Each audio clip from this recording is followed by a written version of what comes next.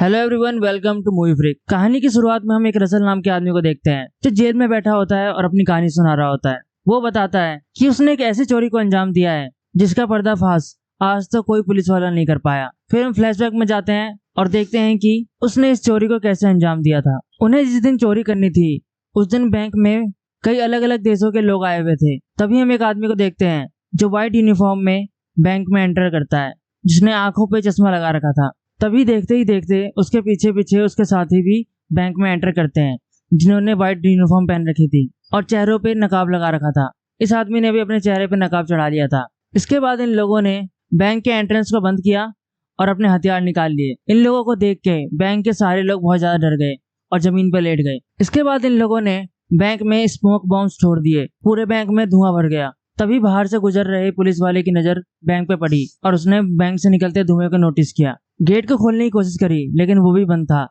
उसके बाद उस पुलिस वाले ने अपने हेडक्वार्टर्स पे इन्फॉर्म कर दिया। तभी उस पुलिस वाले को एक चोर ने गन पॉइंट पे धमकाया। उससे कहा कि अगर पुलिस वाले ने कुछ भी ऐसा वैसा किया तो बैंक में जितने भी लोग हैं जिन्हें हमने हॉस्टेज बना रखा है, हम उन्हें मौत के घाट उतार देंगे। जिसके बाद वो पुलिस वाला हेडक्वार्टर्स पे फोन करता है और उन्हें सब कुछ इन्फॉर्म कर देता है। फिर वो बैंक के आगे घेराबंदी लगा देते हैं और लोगों को बैंक से दूर रखते हैं। फिर हम डिटेक्टिव फ्रेजियर को देखते हैं। जैसे ही उसे डकैती की खबर मिली वो अपनी टीम को लेके बैंक के बाहर पहुंच गया। देखते ही देखते बैंक को पुलिस वालों ने चारों तरफ से घेर लिया और फिर वहां पे देश भर के सारे न्यूज चैनल भी पहुंच गए। उधर दूसरी तरफ बैंक के मालिक को पता चला कि उनके बैंक में चोर घुस आए हैं और उन्होंने लोगों को बंदी बना लिया है। इधर डिटेक्टिव फ्रेजर और मिलर ने अपनी जांच शुरू कर दी थी और फिर चोरों ने बैंक में जमा हॉस्टेजेस को एक जगह पे इकट्ठा किया और उनके फोनों को एक थैले में जमा कर लिया। लेकिन तभी उन सब हॉस्टेजेस में से एक आदमी पीटर, उसने कहा कि उसका फोन उसके पास नहीं है,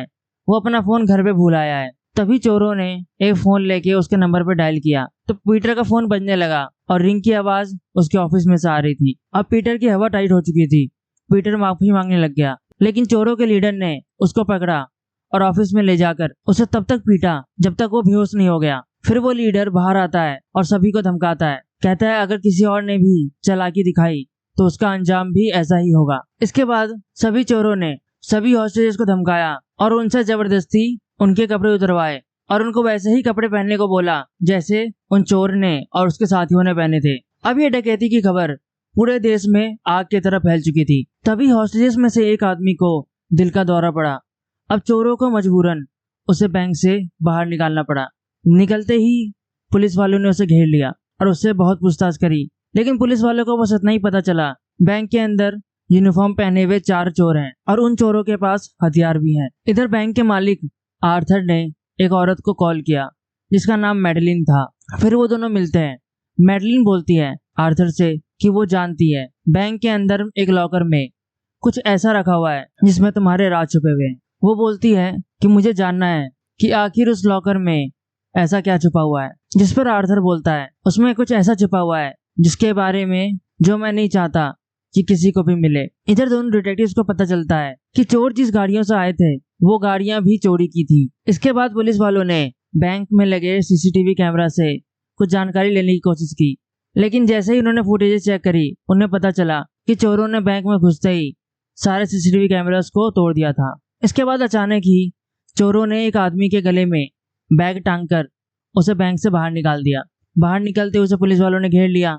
फिर पुलिस वालों को पता चलता है कि उस बैग में चोरों ने अपनी मांगे लिख के भेजी हैं। उसमें लिखा था कि उन्हें रात 9 बजे तक 2 गाड़ियां और एक पायलट एक जहाज के साथ चाहिए। अगर उनकी मांगे पूरी नहीं की गई तो वो हर घंटे एक हॉस्टेज को गोली मारकर बाहर फेंक देंगे। इसी के बाद वहाँ पे बैंक का मालिक आर्थर आ जाता है। वो पुलिस वालों से कहता है कि बैंक में चल रही चोरी और इस पूरी वारदात की स्थिति के बारे में उसको जानकारी चाहिए। तो पुलिस वाले कहते हैं कि आप चिंता मत करिए, हम आपको टाइम टू टाइम इस पूरी वारदात की जानकारी देते रहेंगे।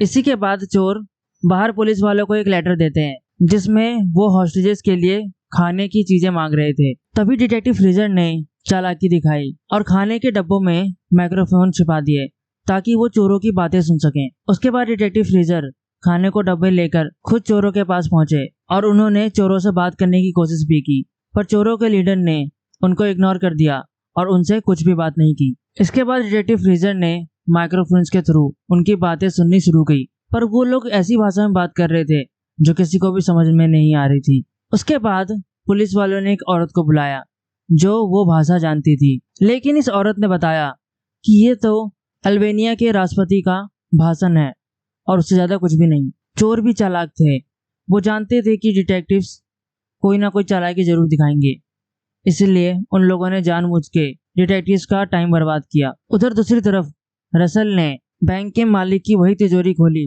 जिसमें उसके कागजात रखे हुए थे और उन्होंने वो कागजात चुरा लिए और उसमें रखी बहुत महंगे हीरे की डिब्बी को वैसे ही छोड़ दिया। इधर दूसरी तरफ शहर के मेयर मैडलिन के साथ डिटेक्टिव फ्रीजर के पास पहुंच गए। उन्होंने डिटेक्टिव फ्रीजर से कहा कि मैडलिन उनकी इस केस में काफी मदद कर सकती है, लेकिन डिटेक्टिव फ्रीजर ने इस चीज के लिए साफ इंकार कर दिया। उसके बाद रसल ने सीधा डिटेक्टिव फ्रीजर को कॉल किया और अपनी मांगे पूरी करने के लिए दबाव बनाना शुरू कर दिया, लेकिन डिटेक्टिव फ्रीजर ने उससे और टाइम मांगा। इधर मैडलिन ने सीधा रसल को कॉल कर दिया। मैडलिन ने रसल से कहा वो पुलिस तो नहीं है, लेकिन रसल के लिए उसके पास बहुत ही अच्छा ऑफर है। जिसके बाद रसल ने मैडलिन को बैंक के अंदर बुला लिया। मैडलिन बैंक के अंदर गई और उसने रसल से बोला कि पुलिस तो तुम्हें जरूर जिंदगी भर के लिए जेल में डाल देगी, लेकिन वो अगर मैडलिन का साथ दे तो वो उसे सारे इल्जामों से बरी करवा लेगी और साथ ही साथ 20 लाख डॉलर भी देगी। इसके बाद रसल बोलता है कि देखो मैडम, कहानियां मत बुनो और बताओ कि काम किसका है, लेकिन मैडलिन ने नाम बताने से साफ इंकार कर दिया। तब रसल ने मैडलिन को एक कहानी सुनाई।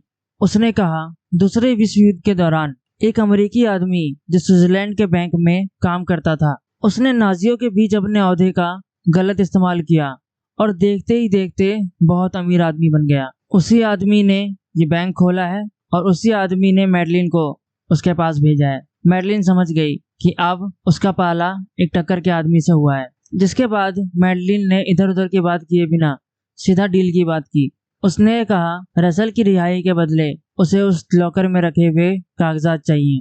जिसके बाद रसल ने मैडलिन को एक पेपर दिखाया, लेकिन वो पेपर उसको दिया नहीं। इसके बाद मैडलिन बिना कुछ बोले बैंक से चुपचाप बाहर आ गई। उसके बाहर आते ही डिटेक्टिव फ्रेजर ने उससे पूछा चोरों के बारे में, तो उसने कहा कि उसे पूरा भरोसा है कि रसल चाहे कुछ भी हो जाए किसी भी हॉस्टेज को नुकसान नहीं पहुंचाएगा, वो बस धमकियां दे रहा है। इसके बाद डिटेक्टिव ने रसल को कॉल किया और कहा कि हवाई जहाज तैयार है, लेकिन उससे पहले वो बैंक में जाकर सारे हॉस्टेजेस को चेक करना चाहता है। रसल मान गया और डिटेक्टिव फ्रेजर को बैंक के अंदर आने दिया।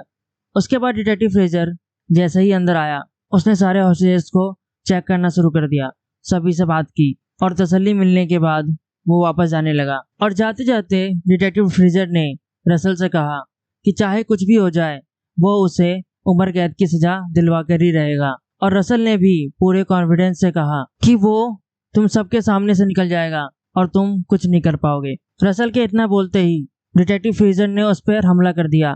तभी रसल का दूसरा साथी वहां पहुंच गया और उसने फ्रेजर के सर पे गन रख दी।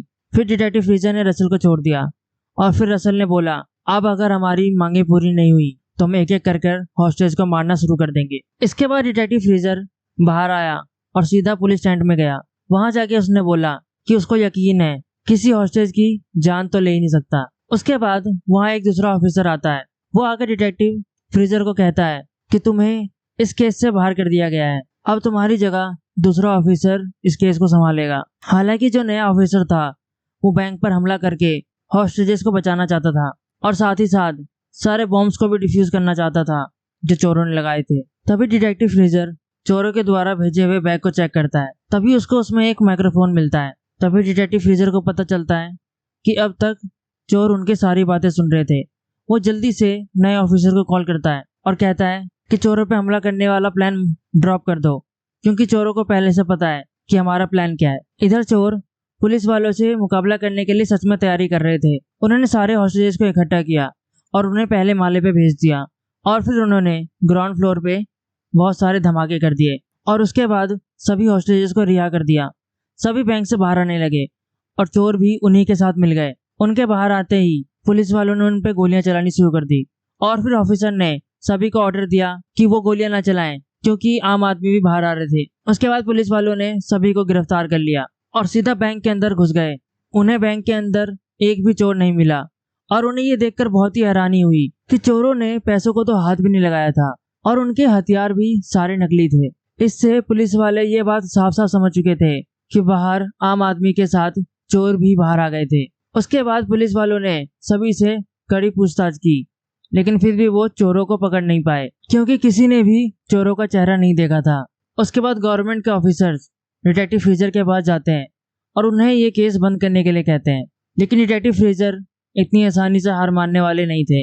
वो इन चोरों का पर्दाफाश करे बिना चैन की सांस लेने वाले नहीं थे। इसके बाद मैडलिन बैंक के मालिक आर्थर से मिलती है और उससे कहती है कि रसल ने तुम्हारी फाइल चुरा के अपने पास रख लिया है ताकि तुम उसके खिलाफ कोई कदम ना उठा सको। उस फाइल में आर्थर के खिलाफ सबूत थे कि कैसे उसने सेकेंड वर्ल्ड वॉर के टाइम पे यहूदियों पे अत्याचार करके नाजियों से बहुत से पैसे कमाए थे और शायद इसी चीज का बदला लेने के लिए चोरों ने उसकी वो फाइल चुराई है। जिस पर आर्थर कहता है कि उस टाइम पे मैं जवान था और पैसे कमाने का जुनून मेरे सर पे सवार था। अच्छे और गलत में भेद मुझे दिखना बंद हो चुका था। अब इसके बाद हम रसल को देखते हैं जो कि असलियत में जेल में नहीं बल्कि बैंक में ही है। उसने जब आर्थर की वो फाइल चुराई तब उस लॉकर में रखे बेशकीमती हीरे भी चुरा लिए थे और वो सभी लोगों के साथ बैंक से बाहर कभी निकला ही नहीं। वो बैंक के अंदर एक कमरे में छुपा हुआ था। एक हफ्ते बाद जब रसल के साथी बैंक से उसे लेने आते हैं तब वहाँ पे डिटेक्टिव फ्रेजर भी आ जाता है। डिटेक्टिव फ्रेजर बैंक के अंदर एंटर करता है और वो रसल से टकरा जाता है, लेकिन डिटेक्टिव फ्रेजर रसल को पहचानता नहीं है। तो रसल आराम से बैंक से बाहर निकलता है और अपने साथियों की गाड़ी में आके बैठ जाता है। डिटेक्टिव फ्रेजर जब बैंक में घुसता है तो वो सीधा जाके आर्थर के लॉकर को चेक करता है। उसके अंदर उसको एक डब्बे में हीरे की अंगूठी मिलती है और साथ में एक लेटर मिलता है जिस पर लिखा होता है कि इस हीरे के मालिक का पीछा करो। जिसके बाद डिटेक्टिव फ्रेजर सीधा आर्थर के पास पहुंचता है। उससे वो हीरे की अंगूठी के बारे में पूछता है, लेकिन आर्थर उसे कोई भी ढंग का जवाब नहीं देता। जिसके बाद वो मैडलिन के पास जाता है और मैडलिन उसको बताती है कि असल में इस हीरे का मालिक एक यहूदी फैमिली था। उस यहूदी के दोस्त ने उससे गद्दारी की और उसको नाजियों के हवाले कर दिया और ये हीरे की अंगूठी रख ली। उसके बाद डिटेक्टिव फ्रेजर जब अपने घर पहुंचता है तब उसको पता चलता है कि असली अंगूठी तो उसके जेब में ही पड़ी थी। तब उसको याद आता है कि बैंक में उससे एक आदमी टकराया था और तभी रसल ने उसके जेब में वो हीरे की अंगूठी डाल दी थी और इस तरह से रसल ने अपनी बोली हुई बात सही प्रूफ कर दी थी। वो डिटेक्टिव फ्रेजर के सामने से निकला और उसे पता भी नहीं चला। रसल जानता था कि डिटेक्टिव फ्रेजर की हालत ठीक नहीं है, इसलिए उसने डिटेक्टिव फ्रेजर की मदद करने के लिए उसकी जेब में एक हीरा डाल दिया था। और इसी के साथ ये मूवी यहीं खत्म होती है। अगर आपको ये मूवी अच्छी लगी हो तो चैनल को सब्सक्राइब करें और कमेंट करके बताएं कि आपको अगली मूवी कौन सी सुननी है। तब तक के लिए गुड बाय, थैंक यू।